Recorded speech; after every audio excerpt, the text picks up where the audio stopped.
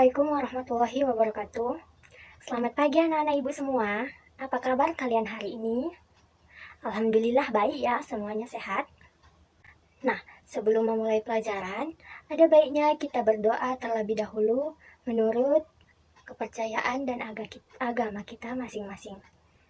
Berdoa dimulai. Berdoa selesai. Nah, sebelum ibu memulai pembelajaran kali ini, coba kalian lihat teman sekeliling bangku kalian, apakah ada yang tidak hadir? Baik, tidak ada ya. Sebelum kita masuk kepada inti pembelajaran kali ini, ibu mau memberitahu kepada anak didik ibu sekalian, tujuan pembelajaran kali ini apa sih, Bu? Nah, tujuan pembelajaran kali ini, kalian diminta setelah mengamati, kalian mampu mengidentifikasikan bagian-bagian tumbuh-tumbuhan dan fungsinya. Nah, yang kedua, kalian mampu nanti membuat mind mapping dan menulis laporan bagian-bagian tumbuhan tersebut ya, beserta fungsinya. Oke, kita lanjut pada tema 3, subtema 1 dan pembelajaran ketiga ini kita mempelajari mengenai bagian-bagian pada tumbuhan atau tumbuhan ya. Sebelumnya ibu mau tanya, yang termasuk tumbuhan itu contohnya apa ya? Ada yang tahu? Angkat tangannya. Oke, Ajril ya. Baik, bunga mawar itu termasuk tumbuhan tidak, Bu? Tumbuhan, ya kan? Apa sih, Bu, yang dimaksud dengan tumbuhan? Ada yang tahu? Angkat tangannya. Nah, dalam biologi atau IPA ya, tumbuhan itu adalah salah satu makhluk hidup yang memiliki akar, daun, buah, serta bunga.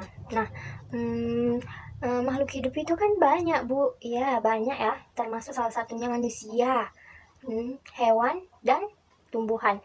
Nah, dari ketiga ini yang membedakannya apa, Bu? Ya, yang termasuk membedakannya yaitu tubuhnya, bagian-bagian organ pada makhluk hidup tersebut. Oke? Ibu bakal memberitahukan contoh tumbuhan tersebut sama kalian ya. Nah, ini termasuk tumbuhan, tapi ini bunga ya. Ini adalah tumbuhan bunga seperti bunga matahari. Tapi ya, tumbuhan ini juga memiliki bagian-bagian organ tubuhnya ya, termasuk akar, batang, daun, bunga, dan biji. Ini termasuk biji ya. Ini yang ditanam, bijinya ditanam untuk benihnya agar bisa berkembang biak. Oke? Nah, masuk saja kita kepada bagian-bagian pada tumbuhan. Yang pertama ibu beritahu yaitu daun ya. Ini daun, daun fungsinya apa, Bu? Nah, daun ini sangat penting ya dalam tumbuhan karena bagian ini merupakan tempat dalam proses terjadinya fotosintesis ya. Nah, selain itu daun juga merupakan tempat kloroplas berada. Nah, lebih tepatnya berada di bagian belakang daun. Berarti ini ya, belakang daunnya ini ya.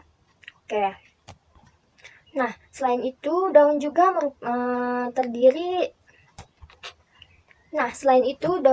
terdiri dari bagian tulang daun. Ini yang termasuk tulang itu ini yang ada kayak batang-batang itu ya. Kemudian tangkai daun, tangkainya itu termasuk menyatukan dia dengan batang. Nah, kemudian pelepah daun. Nah, semua bagian itu tersusun dengan baik dong di daun ini ya. Daun memiliki beragam bentuk. Yang pertama dia ada daun yang berdaun sejajar, berbentuk menjari. Nah, kalau berbentuk menjari itu seperti apa ya, Bu? Nah, itu yaitu seperti daun ubi ya, dia menjari. Nah, ada pula yang berbentuk menyirip. Nah, kalau ini bentuknya apa? Sejajar ya, kalau kita lihat. Oke, lanjut. Yang kedua yaitu ada batang. Ini ya termasuk batang ya ini. Nah, yang menyatukan apa ini juga batang ya termasuk. Nah, batang merupakan tempat tumbuhnya ranting. Ini dia tumbuhnya ranting ini. Nah, bagian tumbuhan ini memiliki fungsi yang pertama dia mengangkut air dan mineral dari akar ke daun. Inilah fungsi batang. Ini ke daunnya ini. Oke. Yang kedua, dia menyalurkan hasil fotosintesis dari daun ke seluruh tubuh. Nah, tadi daun adalah tempat berfotosintesis. Nah, lalu dia menyalurkannya. Batang inilah yang menyalurkannya, ya kan, Bu? Nah, selanjutnya ada sebagai tempat cadangan makanan. Nah, batang ini juga termasuk menyimpan cadangan makanannya. Nah, ada beberapa jenis tanaman yang memiliki kambium. Kambium dalam batang juga berperan dalam pertumbuhan tanaman. Oke, selanjutnya yang ketiga yaitu ada akar. Nih, akar ya. Akar tanaman ini terletak di bagian bawah tanaman. Oke, akar itu termasuk di bagian bawah tanaman ya, Bu. Nah, bagian ini biasanya terkubur di dalam media tanam atau tanah. Ini dia, terkubur di media tanah. Tanamnya itu tanah ya. Oke, akar tertumbuh terdiri atas dua jenis, yaitu akar tunggang dan akar serabut. Kalau ini akar apa, Bu, namanya? Ini serabut ya.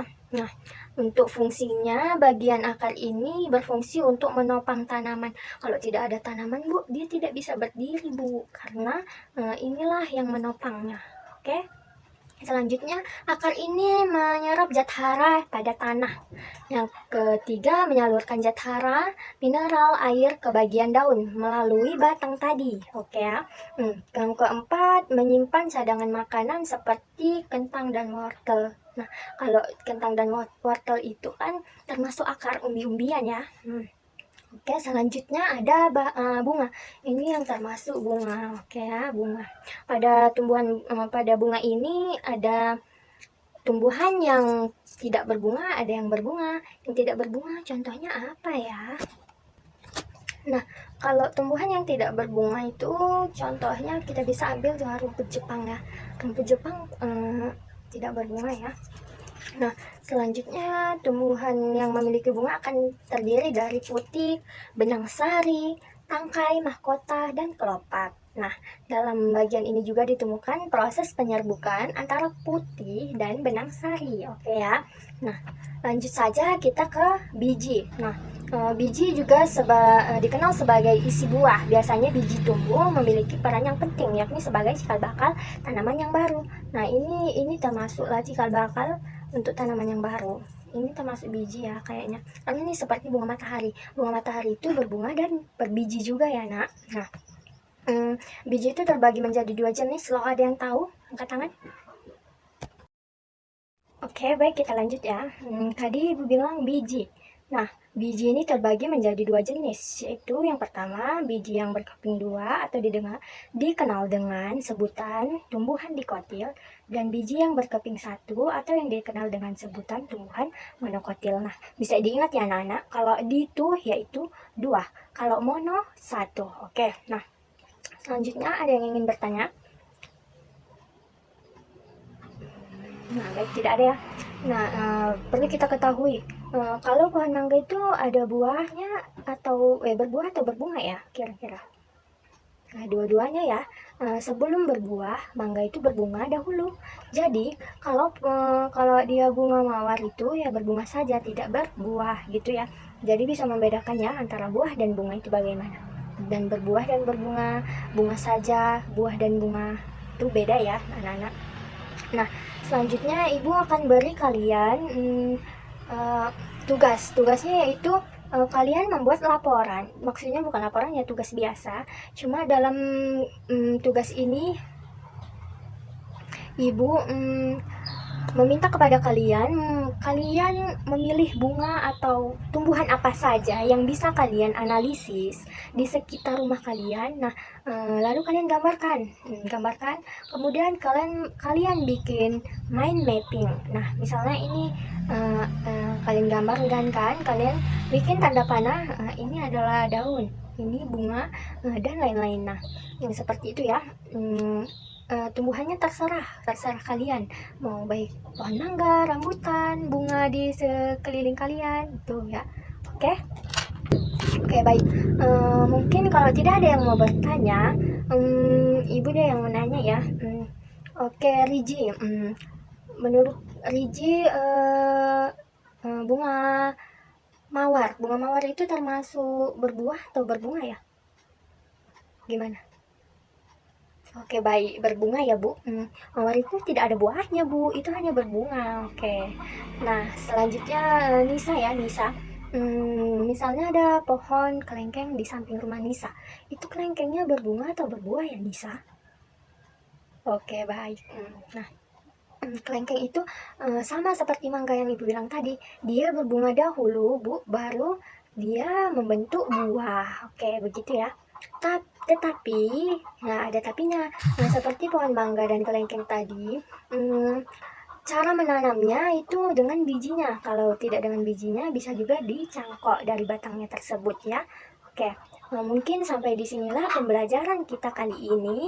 Nah, mudah-mudahan anak-anak Ibu semua mengerti ya yang sudah Ibu jelaskan tadi tentang tumbuhan. Nah, baiklah Ibu akhiri. Oke, sebelum kita mengakhiri pembelajaran kali ini, ada baiknya kita berdoa dahulu ya. Berdoa dimulai. Berdoa selesai. Nah, terima kasih ya anak-anak Ibu atas partisipasinya pada hari ini. Lebih dan kurang Ibu mohon maaf. Assalamualaikum warahmatullahi wabarakatuh. Selamat siang semuanya.